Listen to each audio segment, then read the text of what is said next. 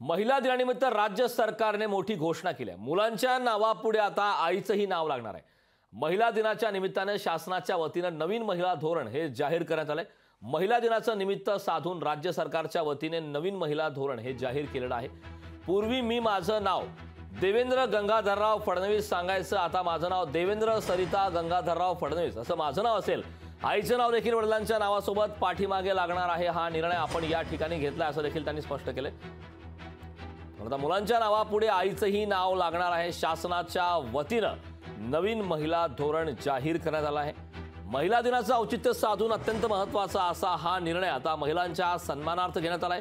महिला दिनानिमित्त राज्य सरकारने ही मोठी घोषणा केली। मुलांच्या नावापुढे आता आईचं नाव यापुढे लागणार आहे। देवेंद्र फडणवीस यांनी याबाबतचं वक्तव्य केलेलं आहे। मला अतिशय आनंद आहे की आज महिला दिनाच्या निमित्ताने